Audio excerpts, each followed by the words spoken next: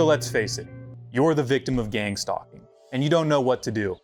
The CIA and other three-letter organizations have been digitally, spiritually, and physically harassing you for decades. Now, there's an old adage that goes, if you can't beat them, join them.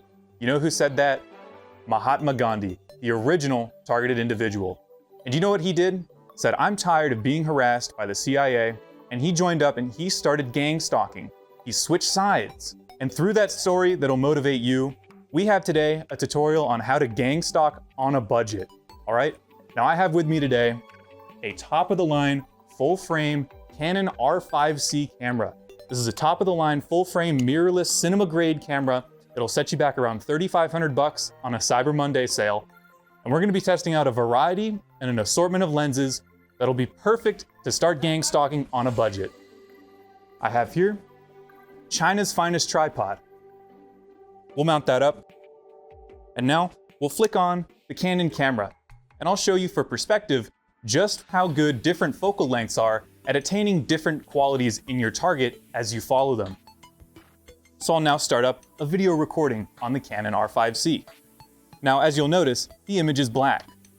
And now for a reference clip, I'll show you what this looks like at a 10mm focal length. This is extremely wide, and there's a fisheye effect on it to give you a perspective of just how wide the canopy that we'll be surveying is. So now the sensor has some image. And now, voila, would you look at that? I'll turn down the ISO here. I'll turn down the exposure a little bit too. And look at that, we've got an image here. So this is the vastness of our scape. Now what we're going to be focusing on in particular, you may not be able to see it here, is that letter M that the camera is actually directly focused on right now. So this right here is fisheye 10-20. It's an extremely wide lens. It's great for location photos. If you have an area that you're particularly following someone in, you can scout out the entire area. And with this lens, you can easily see vantage points, hiding spots, places that you can take photos at a remote location without being detected from. So let's switch our lens now. Let's go for something a little bit more robust.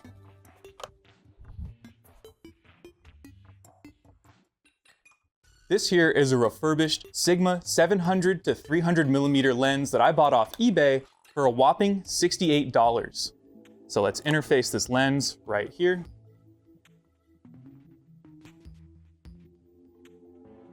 And now you'll see on this camera, we're at a 70. I'm gonna have to turn down shutter speed here so you can get a much broader image of what we're looking at here. This is 70mm focal length. Adjusting it, you can now see the letter M far more clearly.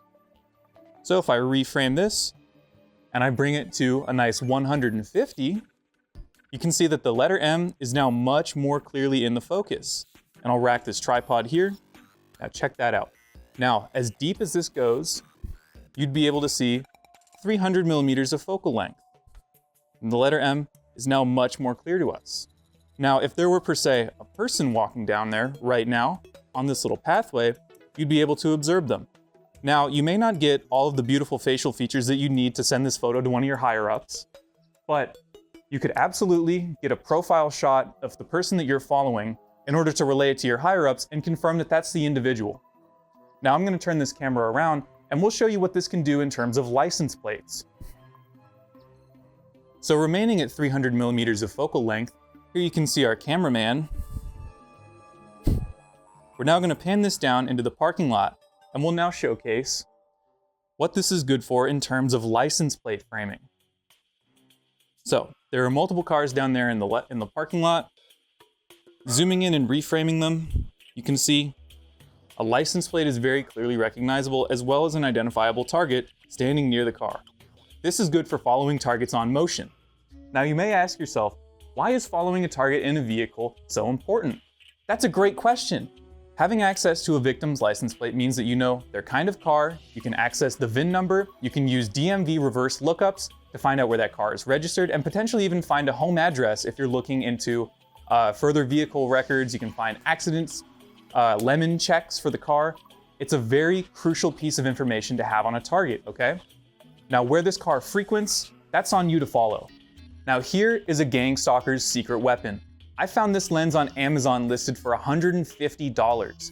It's an old refurbished Vivitar lens. You will not believe what this is capable of.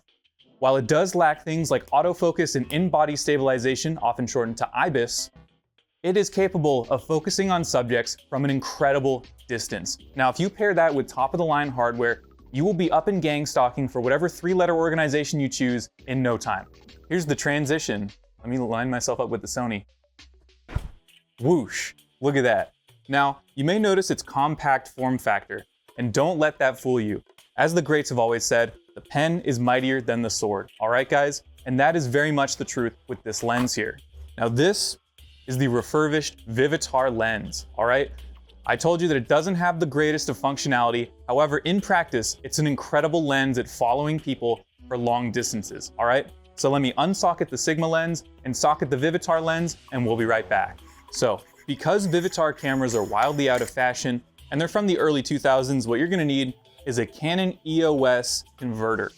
Now, this is a bit of a fun one because I have an RF mount lens, and this is an EF mount converter, so I have on the camera an RF to EF converter, so I can use this in the Vivitar standard.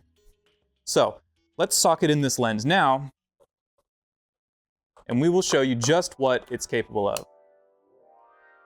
So right off the bat, what you're going to notice is we are in deep. What we were once looking at in regards to this building is now so much more distinguishable. You may notice that we've also gotten a lot darker. This is a much slower lens. It's an f8 to 16.3. What you'll notice now is that the letter M is far more acquirable in terms of target range now. And we are at 420 millimeters right now. However, this lens telescopes, and it's actually capable of going up to 800 millimeters. Now what you will notice is that things get far, far darker when this happens. And that is because this lens is a variable aperture when telescoping. So for that reason, you're going to have to turn your shutter speed all the way back up in order to focus on this M. In comparison to where we were with that fisheye lens or with the 70 millimeter lens, this is a far more legible zoom. So when we apply that to tracking people's faces from a far distance, it gets even better. Now, when you're taking photos, that's not gonna matter too much. You're always gonna have a very, very fast shutter speed so you can get the most crisp image quality you can when capturing faces, license plate, especially during movement of the target. All right, guys, so here's a gang stalking tip that not a whole lot of people know. Within most newer models of camera, there exists a Bluetooth mode that allows you to link the shutter to your phone. Now, this is extremely useful for a lot of reasons. You see, what I can do now is I can have my camera set up at a remote location, and I could be off screen, I could be anywhere so long as I'm in Bluetooth range of my camera, and I can remotely click the shutter. This is perfect for when you're in the field and you're trying to look inconspicuous. You don't even need to be necessarily next to your camera in order to snap a photo. What you want to do in the field is position your camera in a high traffic area where your target is known to walk. From there, you want to position it, make sure that your focus is set, or that you have some sort of automatic face tracking on your camera firmware and that your lens supports it with a mechanical servo. From there, just wait, remote view from your phone, and click the shutter button whenever you're ready to snap. I'm now going to demonstrate this exact principle in action by having a field agent that works with me named Hugh walk into the field, and we will demonstrate just how this focal length and this mechanical shutter aspect works. This is Hugh, head of gang stalking operations at the CIA. What would you like to tell the people about yourself? My name is Hugh Shisaka. I'm a field agent, and I'm fucking blanking too. I had nothing planned in mind. We're gonna send him to the field now. Get out there, buddy. So folks, Agent Hugh is now in the field. He is an extremely far distance away, and now I'm gonna show you how you can remotely lock him down, track him, and then what camera settings to use in order to get the best fidelity of photos in the field. So the first thing you're gonna wanna do within the camera is start wide. So this is a 420 millimeter to 800 millimeter lens. So we're starting as wide as possible. So once I have that locked down, what I wanna do now is simply focus on him. What you're gonna wanna do now is use your camera's critical zoom function in order to get sharpness lines on your target. If you'd like to refine this focus, using your camera's critical zoom function is essential to this. That is where these red lines come from. What you want to do is manually refine the focus until the red lines are as opaque as possible. From here, now that we have a full body shot, what we're going to do is we're going to pan in even closer. We want to do this in order to get clear images of the target's entire face and any sort of establishing attributes that this target may have. This could include hair color, hairline, blemishes, features, height, width, weight, skin color. Now that we're in at a higher focal length, what we want to do is once again refine the focus onto the target.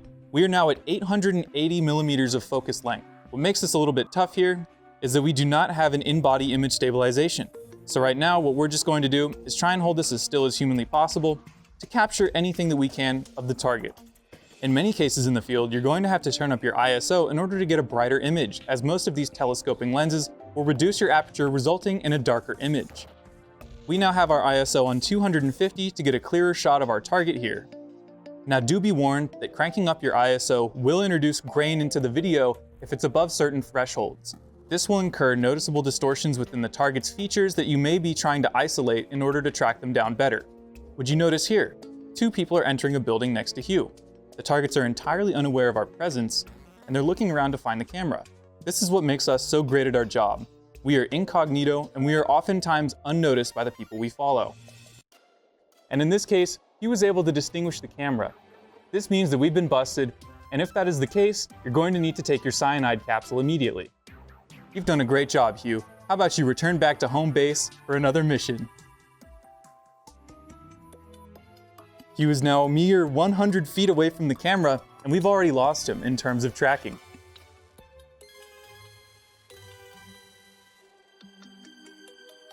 He was roughly 20 feet away from the camera, and I'm not even sure that he'll be within the minimum focusing distance of the camera. Look at that. This is Hugh's face at roughly 400 millimeters of focal length. Now that we've given you a demonstration of how to acquire a target, how to track them, and how to refine your focus using critical focus on your camera, let's take this into the field and give you a real-life example of what gang stalking is like. We'll be right back. Now, circling back to what we were talking about, let's not forget about the importance of vehicle registration numbers and license plates. Now, once again, using this telephoto lens with the doubler attached to it, we're going to now scout out in the field of parking lots Hugh's agency-assigned burner vehicle. As you can see, there's a plethora of cars and people walking are visible within the frame. We're now at our widest focal length, so what we're going to do is find that car within the wide focal length and zoom in on it, and finally we're going to focus using critical zoom. And what we're going to do now is once again telescope the lens in order to see if we can get a clean shot of the license plate on this car. We're going to unlock the lens and extend it as far as we can, and then lock it back down. Now remember that we are going to have to compensate for the aperture drop. So I'm turning us from 1/420th of a second all the way up to 1/180th of a second. I would never go above this if you're doing photo or video. Camera shake is going to introduce a lot of blur into this, and no amount of stabilization is ever going to get rid of the natural 180 shutter angle degree motion blur. Once again, we are now going to refocus this lens and see if we can make out the details in Hugh's car. And now we just need to gain critical focus. Turning shutter back down to 1/250th of a second, we get a much sharper image as well as far less lens blur noticeable within the frame. Now, as you can see, at 1600 millimeters of focal length, an aperture of f-stop 16, 800 ISO, shutter speed 1/250th of a second, you are able to make out legible details on the back of Hugh's burner car. Now, for obvious reasons, the license plate is going to be censored, as we don't want that to be able to be tracked back to the agency. However, in field work, this is an incredibly useful feat. You can gain pictures of people entering cars, critical details on the car, and like I said, you can reverse search that on DMV and public access websites to find out critical details on the victim. That's all for this segment. We're now back at a remote location. We're on the 3rd floor of an inconspicuous building looking down at a wide green terrace. Let me reframe my camera and I'll give you a wide shot of exactly what kind of scenery we're looking at. We're going to turn exposure to 8, ISO as low as we can get it to get the clarity of the image, perfect. And then I'm going to put shutter speed on 1/420th of a second. And then we're going to focus, and I'll give you a nice little pan of what we're looking at. As you can see, there's a lot of greenery, as well as a noticeable building off in the distance with a patio that we can observe. Now, this was being shot at 28 millimeters on a full frame camera. For a better result and a higher cropped image, use a cropped frame sensor. This is full frame, so what you see is what you get. However, the cropping of your sensor will multiply your focal length, henceforth, your image will be in far deeper, and your target will look closer to the frame. We're now going to switch this back over to the lens that I was using about 20 minutes ago. I'll now reframe this lens, I'll put it onto the mount of the camera, take off the lens cap, and voila, that distant building that looked so far away is now in perfect frame within this camera. Now all I have to do is focus on this building, get our sharpness lines via our critical focus, and would you look at that? Anyone that's standing on that building, their face would be noticeable, and we are at 420 millimeters right now. Let's now pan down to some unsuspecting people. We're going to use this lock and this lock in order to adjust our pan and tilt until we have our targets framed. We're then going to relock this on the tripod, as well as this one. We're going to turn up our ISO in order to get a little bit of a brighter image, as well as recenter our focus. Now would you look at that? These people are now perfectly in frame. This is when you'd want to take an image ideally, and then relay it back to a higher power. Let's reframe someone else, someone just a little farther away. Unlocking the tilt axis and unlocking the pan axis, we can observe people walking even further away. This gives us the ability to follow them from hundreds and hundreds of meters away. This person is now walking into a building. Roughly 200 meters away, we can see this person in full detail. This is when ideally you'd want to get snapshots, as they have never even noticed our presence to begin with. I'll now untelescope the lens, and I'll show you what we refer to in the agency as a secret weapon. This minute device right here is actually extremely powerful within the world of photography. This is what's known as a teleconverter. This is a 2x teleconverter, leading most to simply call it a doubler.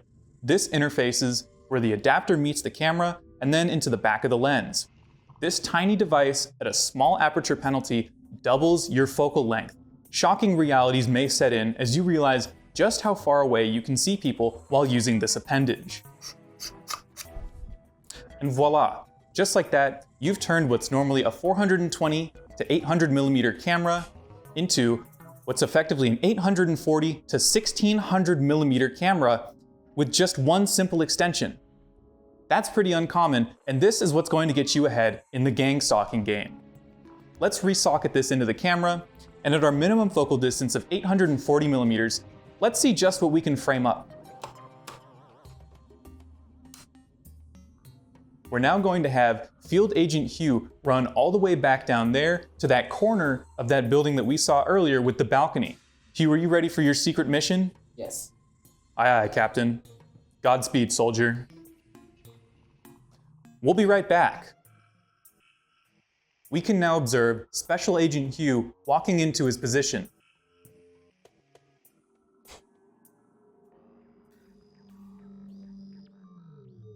There he goes. In all of his splendor and all of his glory, all we have to do is maintain a decent focus on him. Now, as you can see, we have a pretty decent image of Hugh here. All I now have to do is lock in my tilt and my pan axes, and we'll keep him properly framed for the duration. So one of the troubles that you may face, as I stated previously, is that ISO may be running a little bit low. Now, you don't want to always introduce noise into your photos and your videos. That's why you're going to want to get a post-production suite with a denoising element into it. Turning our ISO up to 1000, you may realize that there's a bit of a glint and a glare on the window. Now, if I had a filter applied to the end of the lens, like a neutral density, or even in some cases a sunshade applied right here, Hugh's image would be much clearer. Now, it's pretty hard to find anything that mounts to the end of this lens, but when you use more professional lenses, you'll absolutely have those at your disposal. Now for the creme de la crop. You'll notice now that we are telescoping our image as we are pulling in further. This is where things get a little bit tough because we're going to have to compensate for a lower aperture. What we have to do now is bring our shutter speed up. This is unfortunate because it may cause the target's face to be blurry if in motion. However, ISO is already at 1000 and I don't want to compromise that any further. Our image is now at an f-stop of 16. Let's acquire our focus on Hugh. We have a decent enough focus on the foreground here. Now, let's unlock our pan and our tilt axes and find him. There we go. We now have visual confirmation of Hugh. In its 1600 millimeters of focal length, we are still able to see Hugh's entire body as well as his facial features within the frame. The final step is to acquire critical focus once again, ensuring that hue will be as clear as possible within the final image and that the quality of the image is suitable enough to relay back to your higher-ups. And now that we've gained sharpness lines on hue, you'll notice a few things. First of all, we have a little bit of optical diffraction. This is due to the high focal length as well as the glass window in between myself and the target. Now ideally in this case, you'd want to be roughly 3 to 6 floors up so as to not cause facial distortion or a lack of perception of the face from the high up viewing angle. In addition to this, it's ideal to be on a rooftop so as to not have any layers of glass obscuring the final image. Like I stated earlier, this is causing diffractions as well as some minute reflections that are visible in the final product. Now, all in all, from a photographer's perspective, this lens is dog shit. Let's be honest here. This is a fucking awful lens. Now, you would most likely use this in order to prove your skills to a 3-letter organization, so they would pick you up and then they would hook you up with some industry grade stuff. Now, second to this being a lens, I think that you'd be better off using this as maybe a bludgeoning device or I don't know, something that you can hit someone over the head with, or I'd say you could use it as a spyglass, but you need to be able to focus in order to use it correctly. This has been Bohemian Grove presenting how to gang stalk efficiently while on a budget. And I'd like to offer a huge special thanks to my good buddy who starred in this film alongside me, Special Agent Hugh Ishisaka. Come on out, Hugh. Thank you so much to Hugh. He's been an incredible assistant. He's helped me with the second camera here, I guess the first camera, as well as he was out there in the field doing God's work. That's all for tonight, ladies and gentlemen. Thank you so much for tuning into the Bohemian Grove once again. We'll come up with some more tutorials for gang stalking. If you're a targeted individual, beware. We're on the lookout and we have the utilities to find you. That's all for tonight, everyone. Thank you so much for watching. Bye. God save us all. All right, let's cut it.